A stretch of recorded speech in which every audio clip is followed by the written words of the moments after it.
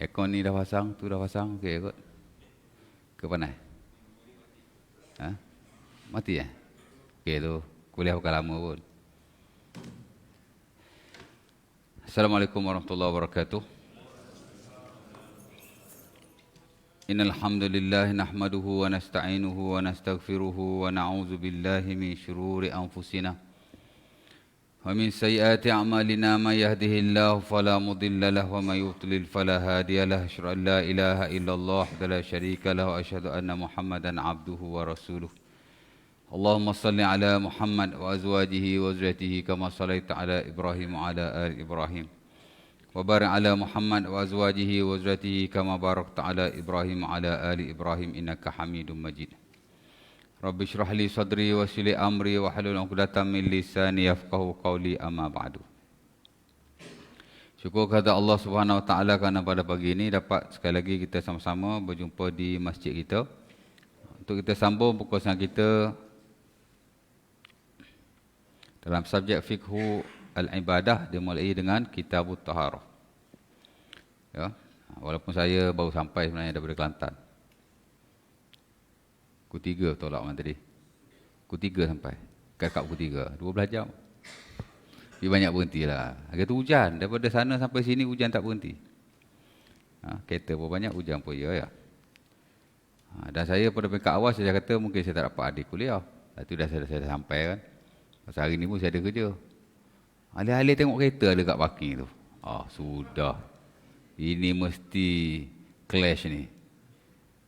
Kok member tu dah cari ustaz lain dulu ke apa kan. Tu saya lambat masuk, saya tunggu je. Kalau ada ustaz lain naik, saya balik je. Sebab saya pun ada banyak case clash juga. Ada salah saya, ada salah SU surau pun ada juga kan. Pasal ustaz tu tak apa adik, dia suruh orang cari. Ustaz tu dah, member tu dah jumpa, tak cakap kat kawan ni, dua-dua cari, dua-dua jumpa. Lala jumpa clash. Tapi dah dia naik dulu, tak apalah kan. Banyak kali kat saya ingat saya clash. 3-4 kali juga lah. Tapi ada satu surau tuan-tuan di Bangi lagi syok. Saya mengajar padahal bukan saya punya, 2 kali. Satu di Bangi, satu di Melawati. Di Bangi tuan, ustaz tu pergi umrah. Jadi malam tu memang kosong. Saya datang, saya ingat saya kat situ. Saya datang awal lah, saya sampai awal sebab jauh kan Bangi. Hari Sabtu, Ahad macam tu lah. Saya dah bismillahirrahmanirrahim, alhamdulillahirabbil alamin. Baru mukadimah kan. Ustaz nak tanya, ustaz siapa jemput lah? Rupanya surau sama nama. Surau tu, tak ingatlah nama apa surau ni, cerita 5-6 tahun lepas kot. Surau nama sama kan. Bila saya tekan nama surau, keluar yang itu, saya pergi kat situ je lah. Tapi dekat-dekat. Satu session, kat Bangi kan. Saya pun tak perasan silent handphone. Member sana dah telefon dah. Lepas tu saya angkat, saya kata saya nak ngajar sini. Dah ngajar. Ustaz tu pun nama Haji Johari. Ustaz dah ngajar, teruskan je lah. Saya saja je tanya. Tak apa saya tanya. Dia suruh pergi juga. Nak ustaz datang sini juga. Dah pergi. Ada satu di Masjid Taman Melawati macam tu juga. Saya Jumaat. Ya. Kita ingat dah lambat. Meja kosong. Macam ni dah ready. Masuk ngajar. Kuliah sebelum Jumaat.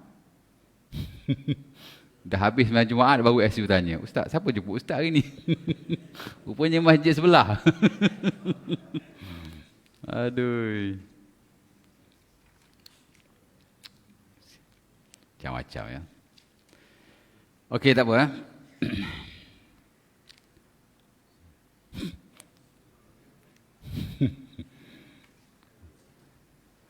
Dia ingat ustaz tak ada pagi ni kot, dia parking tempat ustaz. Saya parking tengah jalan tadi tu. Sebab saya nak kat luar dia hujan. Parking situ nampak motor boleh lalu je kan. Betul tak? Jangan marah saya pula, marah yang parking tu. Okey baik. Kita masih dalam babul wudu. The chapter of ablution. Dan kita dah bincang tentang perkara-perkara penting bersabit dengannya. Yang terawal dulu mukadimah kepada wudu, definisinya, hukumnya ya. Kemudian fardu wudu last hari itu.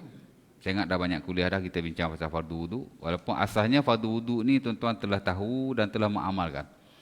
Cuma mungkinlah ada info-info baru, ilmu-ilmu tambahan dan pendedahan yang mungkin tuan-tuan dapat yang tuan-tuan tak tahulah sebelum pada ini. Dan hari ini kita nak masuk sunat wudu tuan-tuan. Muka surat 25 tu sunnah wudu. Apa maksud sunnah wudu? Sunnah wudu ialah perkara yang digalakkan untuk kita lakukan semasa kita berwudu. Sunnah ni maksudnya benda yang digalakkan. Ya. Ma yustahabbu fi'luhu nassan aw qiyasan linailis thawab. Ya. Perkara yang digalakkan untuk kita melakukannya, ia bukan wajib, ia juga bukan harus, jauh sekali ia tidak makruh dan haram. Ia digalakkan. Ya. Sebagainya ada nasnya, ada teksnya. Nafsan atau qiyasan. Ya, memang ada nas lah. Macam wuduk ni, sebahagian besarnya ada nas. Macam bismillah kan. Bismillah, sunat wuduk ada nas. Tapi kalau mandi wajib, sunat juga baca bismillah. Tapi tak ada nas, itu qiyas. Sebab tu definisi kata, ma yustahabbu fi'luhu, apa yang digalakkan untuk kita melakukannya. Nafsan, ada nasnya. Atau qiyasan, kalau tak ada nas pun, ia dikiaskan. Kerana dalam fiqh ni memang ulama banyak menggunakan pakai kias. Jadi kena lihat, kadang-kadang ada nasnya, kadang-kadang nas tak ada lah, yang spesifik, tapi dikiaskan datang ibadah yang seantara dengannya. Ya. Linailis thawab, untuk mendapatkan pahala. Ya, itu definisi yang saya sering guna lah. Ya, dan yang saya paling suka. Pasal itu definisi saya sendiri. Saya buat sendiri. Ya. Dan dalam banyak hal memang saya suka definisi yang saya definisikan sendirilah ya. Pasal ulama kita tuan, ulama dulu baik, ulama sekarang baik, kita dapati mereka ada definisi mereka masing-masing lah ya. Dan sebahagian besar daripada mereka tak taklid atau tak ikut definisi ulama yang lain. Mereka ada definisi mereka sendiri ya. Kerana definisi ni cuma nak bagi idea am saja. Sebaik-baik definisi ia bersifat jamik dan manik. Maksudnya ia merangkumi hal itu dan benda lain tak boleh masuk. Itu syarat ataupun perkara yang paling penting bersabit dengan definisi. Tapi tak wajib pun. Ada ulama mendefinisikan dengan definisi yang amat ringkas sekali. Terutama ulama-ulama kontemporer, ulama-ulama yang muasir, yang semasa ni kan, dia suka mendefinisikan sendiri dan definisi dia ringkas. Kerana asas kepada definisi ialah nak bagi orang faham dan ada idea am. That's it. Ya.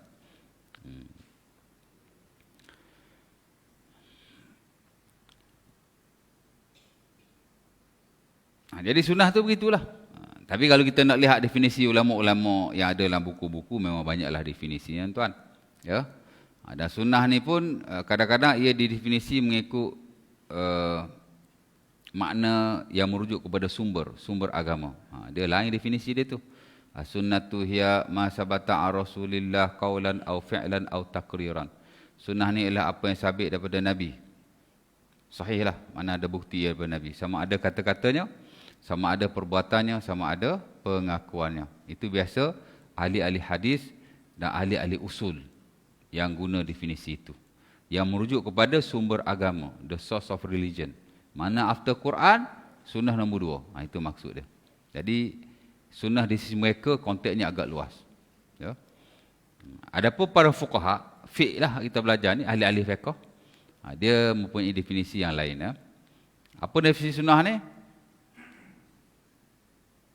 Antara saya baca tadi lah. Ya. Mana benda yang digalakkan. Tapi kita boleh lihat dalam definisi-definisi apa para fuqaha. Dia kata ma amara syari'u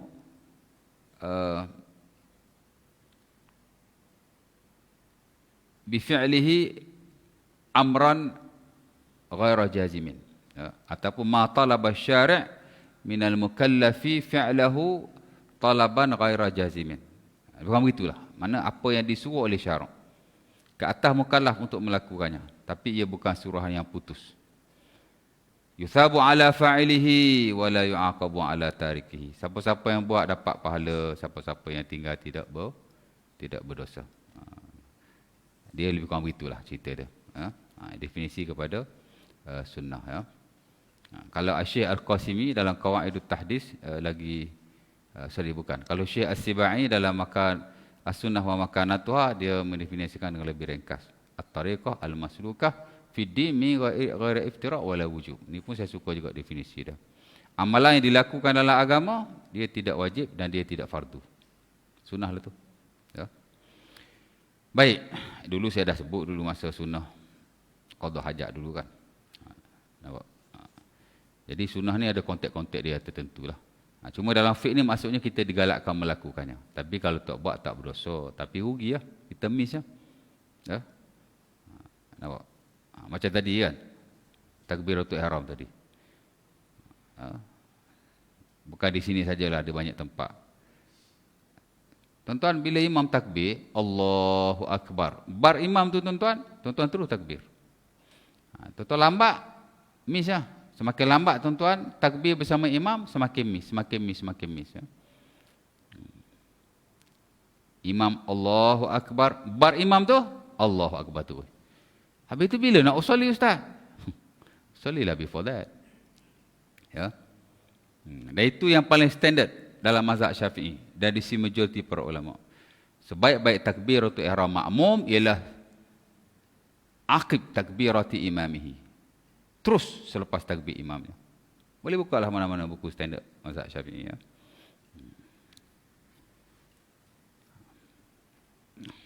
Jadi kalau imam takbir Allahu Akbar, tuan-tuan terus Allahu Akbar. Ya. Saya tak cerita mazhab Syafi'i detail tuan. Saya Jafiq ni memanglah secara overallnya mazhab Syafi'i nota ni. Walaupun tidak semua. Ya. Tapi kalau kita bahas mazhab Syafi'i, saya ramai kita buat bukan mazhab Syafi'i, saya rasa.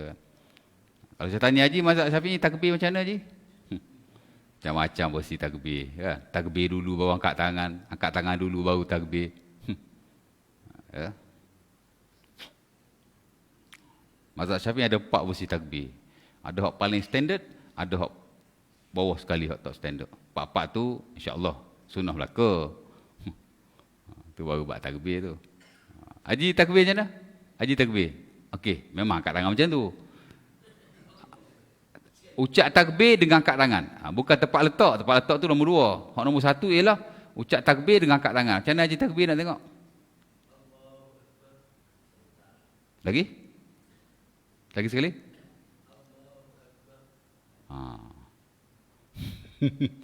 Itu yang paling standard lah mazhab Syafi'i. Yang paling standard mazhab Syafi'i maksudnya ialah yang ulama Syafi'i kaji apa Imam Syafi'i sarankan, apa ulama-ulama Syafi'i lain sarankan, dia mari kesimpulan. Ini yang the most standard. Hak paling muktamad sekali. Sambil-sambil angkat tangan, sambil-sambil turun tangan. Allahu Akbar. Itu bagus tu. Mana dia belajar mazhab Syafi'i ni? Boleh panggil ni mazhab Syafi'i ni. Nasib baik ya. Kalau dia salah tadi, saya kata tak usah ngaku mazhab Syafi'i lah. Betul tak? Ya. Ramai orang ngaku mazhab Syafi'i, dia tak Syafi'i mana pun. Tak kisahlah kan, janji kita buat tu dalam kerangka sunnah Nabi berpahala juga kan. Pasal benda-benda yang macam ni kita tak adalah fokus sangat.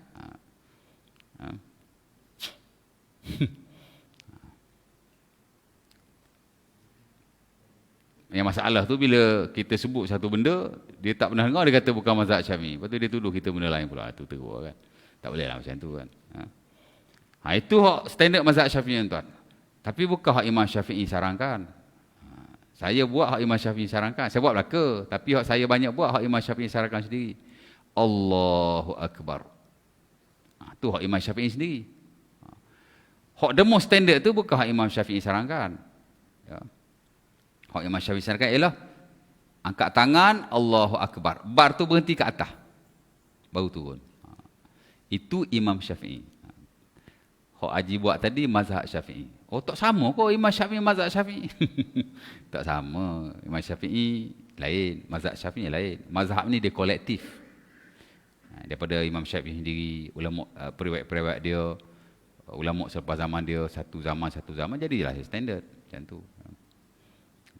Tapi saya buat 2 tu lah. Satu Allahu Akbar, satu lagi Allahu Akbar. Tapi once while saya buat juga. Angkat tangan dulu, Allahu Akbar. Itu mazhab Syafi'i juga, tapi hak nombor 3. Ya. Dan kadang-kadang saya buat juga. Allahu Akbar. Tu mazhab Syafi'i nombor 4.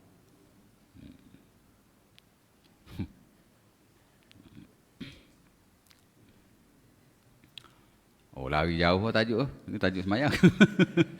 Tapi tak apalah kan. Nak cerita begitu. Jadi, sunnah ni tak wajib ya, tapi amat digalakkan. Kita tak buat, tak berdosa, tapi kita miss lah.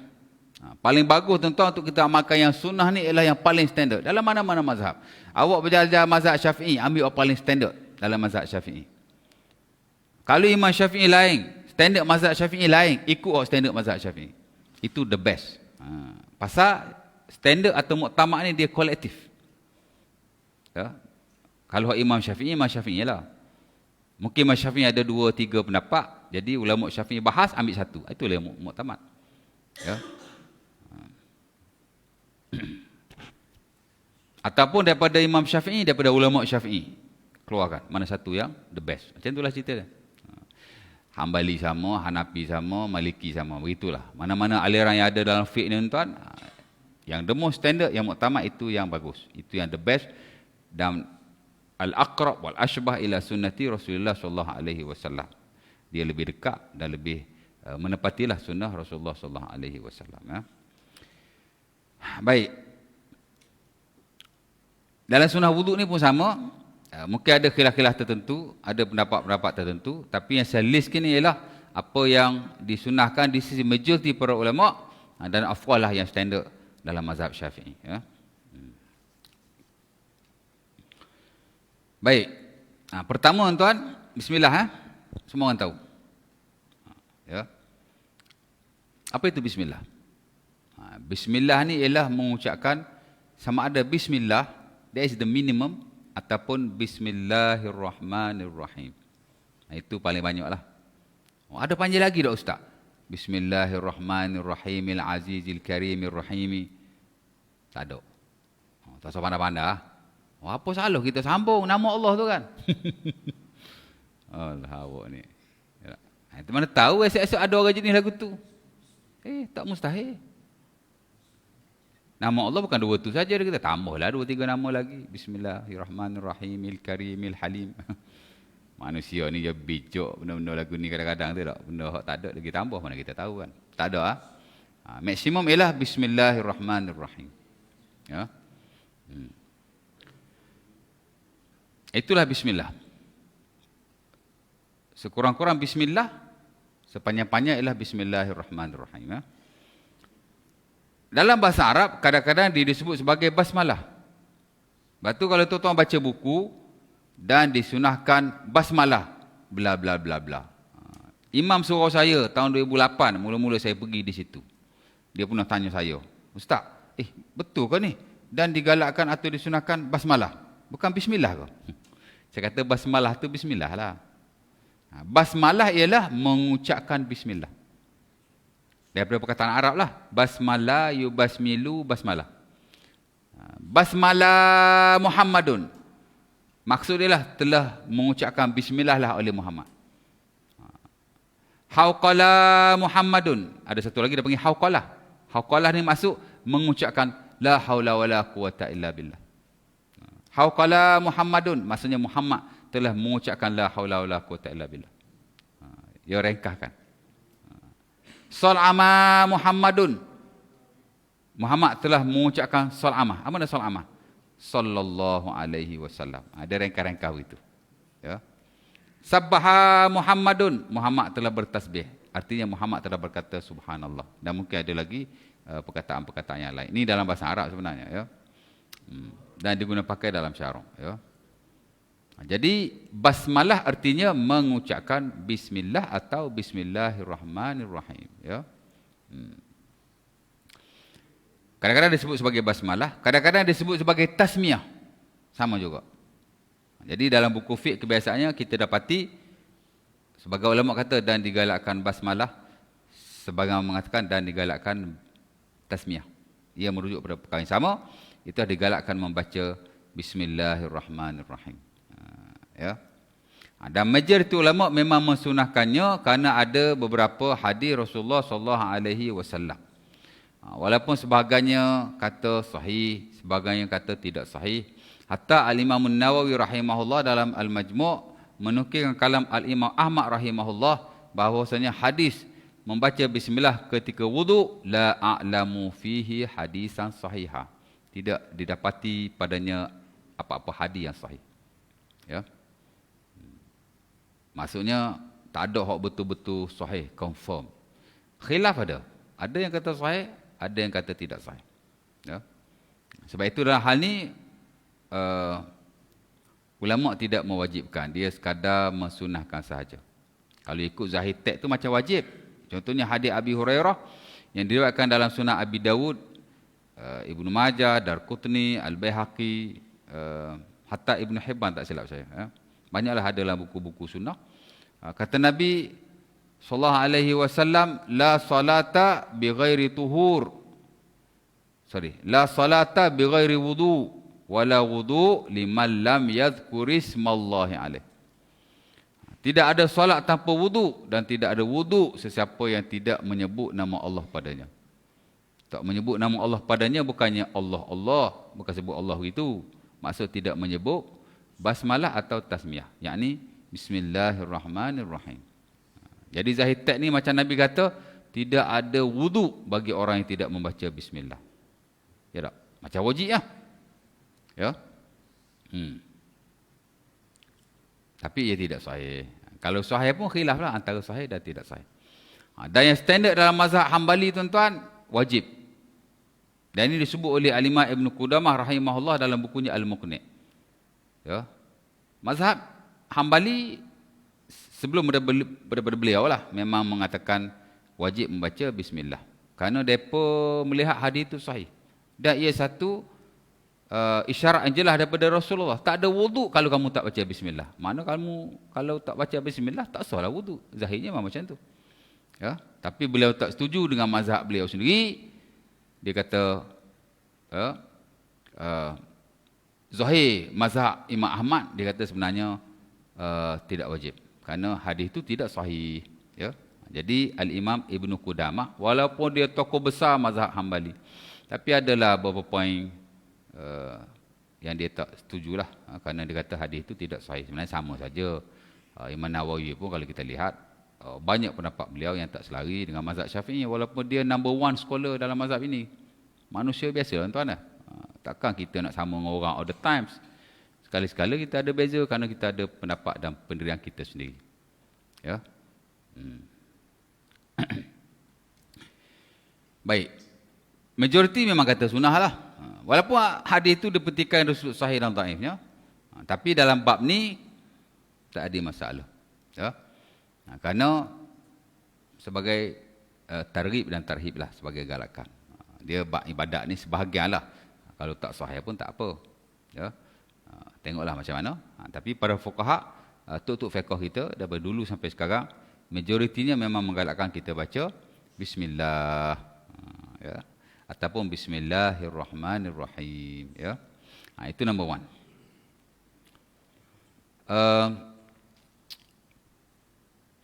Ada orang tanya pula, Ustaz, dalam semayang sunnah tak kita baca bismillah? Semayang tak sunnah.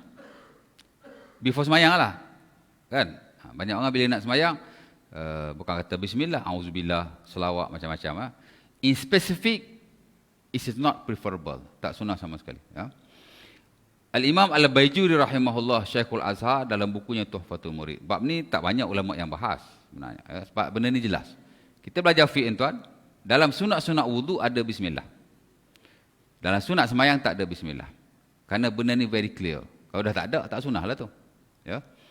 Wudu ada sunnahnya. Tuan-tuan tengok dalam sunat wudu. Mana-mana buku bab wudu lah. Khusus mazhab Syafi'i. Buku kecil ke, buku besar ke.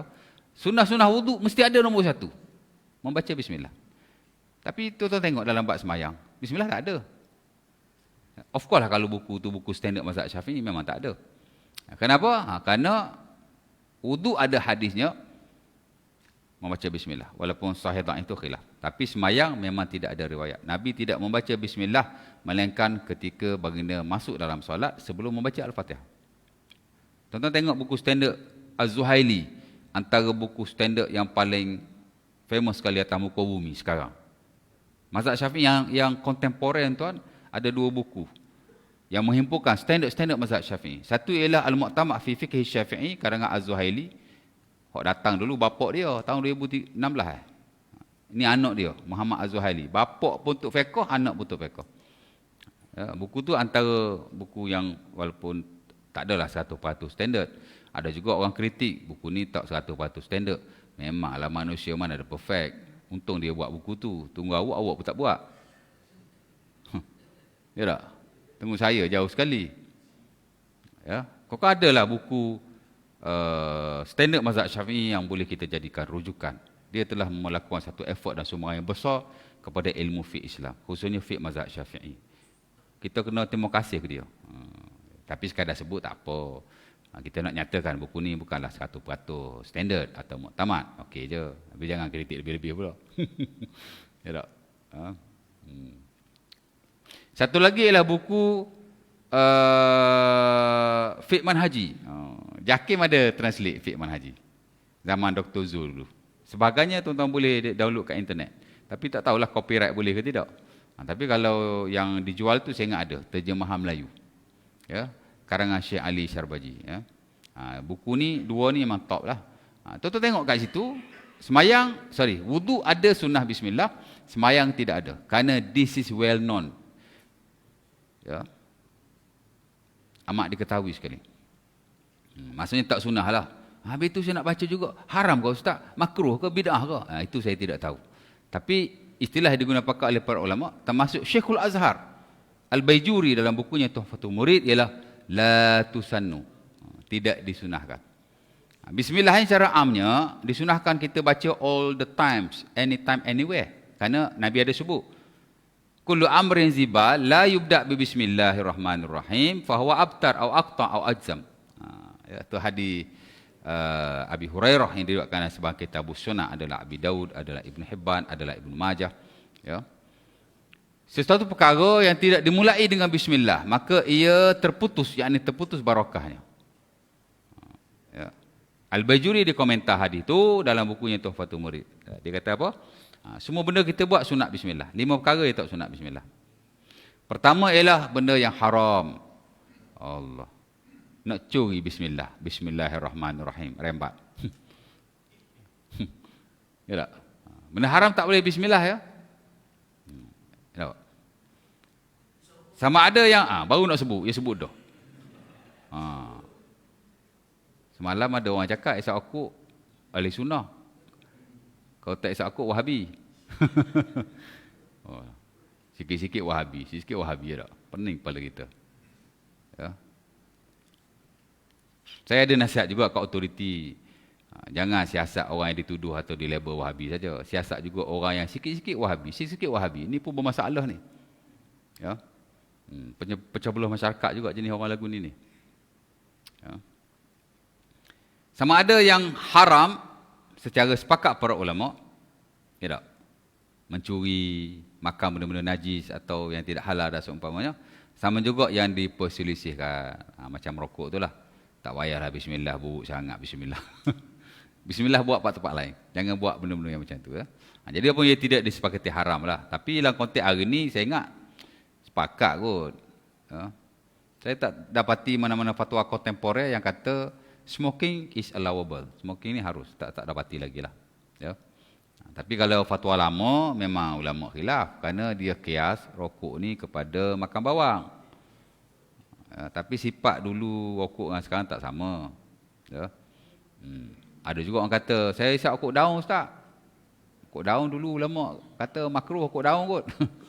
Tak tahulah kan. Macam-macam lah. Kita kata haram pun dia buat juga, biarlah kan. Ya. Okey. Mana tadi ya? Itu nombor haram benda haram jangan bismillah. Memang orang tak buat pun. Tapi disebut oleh para ulama kita. Syekhul Azhar Al-Baijuri. Yang kedua adalah benda makruh. Sama juga. Jangan bismillah. Ya. Terutama makruh-makruh yang bizatihi. Memang perbuatan tu makruh lah. Dia bagi contoh macam melihat kemaluan wanita, isteri lah. Standard mazhab Syafi'i makruh tuan-tuan. Tapi ramai juga ulama tak setuju. Mana boleh makruh dia kata. Dan itu sebenarnya pendapat yang paling bagus. Sebab larangan melihat kemaluan isteri hadis yang dhaif. Hatta Qardawi pun tak setuju. Pendapat yang mengatakan bahawa makruh melihat kemaluan isteri. Dia ada hadis, Nabi kata siapa melihat kemaluan isteri, dia akan mewarisi buta. Ya. Tapi hadis itu tak sahih. Ya. Macam-macam benda boleh buat, lalah tengok tak boleh. Dia kata pelik. Kan? Sentuh boleh itu. Lalah tengok tak boleh. Tapi asasnya, basisnya ialah hadis itu tidak sahih. Jadi tuan-tuan boleh tengoklah, tak ada masalah. Ya, bukan saya yang fatwa begitu, ramai ulama kita yang memfatwakan harus. Ya. Tapi kalau tuan-tuan mazhab Syafi'i nak ambil standard, jangan tengok pasal makruh. Tapi tidak haram. Tapi tak boleh bismillah lah dia kata. Ya, makruh-makruh seumpama ini jangan bismillah. Tapi kalau makruh yang bukan bizatihi, bukan perbuatan tu makruh, tapi dia makruh dengan ada sebab. Makruh bi ghairihi dia panggil. Seperti makan bawang. Makan bawang ni dia makruh sebab bau. Tapi kalau dia sudah tidak berbau, maka dia tidak dimakruhkan lagi bismillah. Hatta sebagian ulama pun kata kalau makan bawang pun dia tak makruh bismillah sebab dia bukan makruh bizatihi, bukan makruh dengan zatnya, tapi dengan apa? Dengan buah tu sendiri. Tak tahu macam mana, tapi dia kata tak makruh. Lebih kurang begitulah nak cerita. Ya. Makruh. Kemudian yang ketiga, kejap je.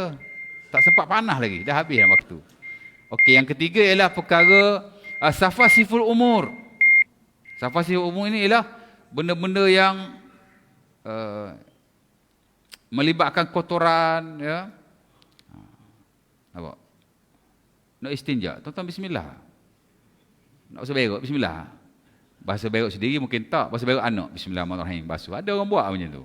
Jangan, safasiful umur. Ya. Tidak disunahkan. Benda-benda jijik nak bismillah tak sunnah. Hatta kita nak meludah, kita nak sehingu, itu safasiful umur. Ya. Tak usah rajin, bismillah tempat lain. Hak tu tak payah bismillah.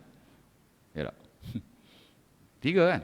Yang keempat ialah az-zikrul mahdu, zikir yang betul-betul zikir. Subhanallah, alhamdulillah, Allahu akbar, la ilaha illallah, tak payah bismillah. Bismillahirrahmanirrahim. Subhanallah. Tak payah bismillah. Zikir tidak dimulai dengan zikir. Ya. Terus saja la ilaha illallah, terus saja subhanallah. Itu dipanggil az-zikrul mahdu. Berbeza dengan Quran. Quran ni pun zikir juga. Tapi kerana ia memang dinaskanlah, ada dalam Quran kan, bismillahirrahmanirrahim, ada di setiap kepala surah. Ya. Itu tidak mengapa. Kerana itu disebut sebagai zikir yang tidak mahad. Ya. Itu yang keempat. Yang kelima ialah ibadah yang sudah ada ketetapannya. Kalau ketetapannya ada bismillah, kita baca bismillah. Kalau ketetapan tidak ada bismillah, kita tak bacalah bismillah. Wudu ada ketetapannya, ada hadisnya, ulama pun menggalakkan. Tapi sembahyang tak ada ketetapannya. Ya tak? Dalam standard mazhab Syafi'i kita ada sunnah sebelum solat, sunnah ketika solat, sunnah selepas solat. Ni kalau tanya berapa tak tahu belaka ni. Ya tak? Sunnah sebelum solat ada berapa je? Standard mazhab Syafi'i. Ana sambil buat testing ni sebab ada orang nak soal jawab dengan ana pasal mazhab Syafi'i. Ya. Tapi sebelum nak soal jawab dengan ana, jom kita baca mata mazhab Syafi'i sama-sama lah. Saya setakat mata habis hujjah tu bukan nak cakap. Kalau suruh saya baca, berkebut saya baca. Ya. Ada juga orang nak soal jawab akidah dengan saya.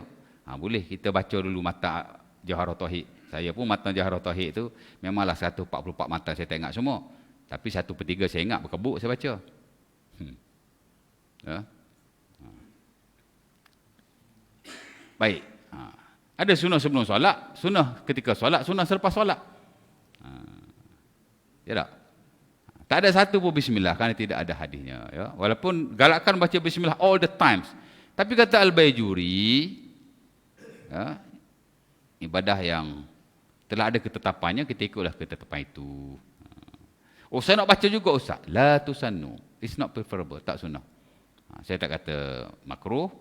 Saya tak kata haram atau bidah. Tapi tidak disunahkan. Suka hatilah kan. Tapi ada juga setengah orang dia tak pernah dengar. Dia baru dengar. Oh, ini mesti Wahabi ini. Ya. Sedangkan Al-Baijuri ialah Syekhul Azhar.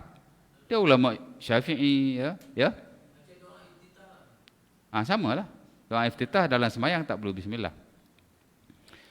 Doa ni sebenarnya, kalau kita lihat dalam sunnah-sunnah doa pun tak ada bismillah. Ya. Saya ajar fiqh doa dan zikir. Sebenarnya doa tak disunahkan membaca bismillah. Tapi kalau nak baca bagi saya tidak salah. Cuma dia tak termasuklah sunnah-sunnah membaca doa. Ya. Tapi disebabkan doa ni dia ibadah yang terbuka. Dia tak sama solat. Solat ada ketetapan dia. Daripada awal sampai akhir. Tapi kalau doa ni dia lebih kepada ibadah terbuka. Jadi kalau nak kata membaca bismillah ketika doa, mudah-mudahan Allah Ta'ala alam dia termasuk dalam umum galakan membaca bismillah. Ya. Tapi nak kata betul-betul sunnah, saya ingat Allah Ta'ala alam lah, saya ada baca banyak buku-buku zikir dan doa, saya tak dapatilah ulama menggalakkan membaca bismillah. Hatta Izzuddin Ibn Abdissalam, tak silap dalam fatwa dia pun dia ada memakruhkan membaca bismillah. Tapi okey je bagi saya, tak ada masalah. Tapi kalau kita belajar adab doa, dia tak ada bismillah. Baik. Bismillah. Tuan-tuan dah buat selalu kan? Okey, lupa baca bismillah ketika permulaan wudu. Maka digalakkan kita baca bila kita ingat. Bismillah basuh tangan tak ingat. Ya. Kamu tak ingat. Masa basuh muka baru ingat. Apa kita nak buat? Sebagai ulama kata, la yusannu li'anna qad fata mahalluhu. Tidak disunahkan lagi kerana telah terlepas waktunya. Ini sebagailah para ulama termasuk standard mazhab Hambali. Adapun mazhab Syafi'i kita ada perspektif yang berbeza. Kita kiaskan di atas makan. Nak cari hadis betul-betul dalam bab ni tak ada. Tapi dalam bab makan ada. Di mana Nabi SAW berkata dalam hadis Aisyah radhiyallahu taala anha, antara yang sunnah Abi Daud, Nabi kata kalau mu makan baca bismillah. Kalau mu lupa baca apa? Bismillahi fi awalihi wa akhirihi. Ataupun nak baca bismillah saja pun tak apa. Oh, tak ingat panjang ustaz, bismillah fi awalihi wa akhirihi. Tak apa, bismillah saja. Dan dikiaskan. Jadi wuduk pun sama. Bila tuan-tuan ingat, selagi mana belum habis wuduk, maka tuan-tuan bismillah saja pada waktu itu. Allah ustaz, saya lupa habis. Siapa basuh kaki baru ingat, Allah bismillah. Bila dah habis wuduk, maka tidak disunahkan lagi kerana wuduk telah selesai. Ya, yang disunahkan pada waktu itu ialah membaca doa selepas wuduk. Dapat sesunuh hari ni, cukup lah tu. Dah kona sana, kona sini, cerita pasal kereta lagi lah. Ada soalan tak? Ada nak tanya apa-apa? Ya. Aha. Ya.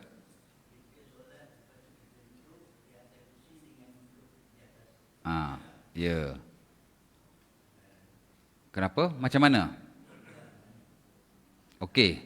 Macam mana nak buat? Okey, semayang ni tuan-tuan, secara umumnya, selagi mana kita boleh buat yang fardu macam biasa, kita wajib buat macam biasa. Ya. Kerana Allah Subhanahu Wa Taala sebut dalam surah At-Taghabun ayat 16, ittaqullaha mastata'tum. Kamu kena bertakwa kepada Allah setakat yang kamu mampu. Ya.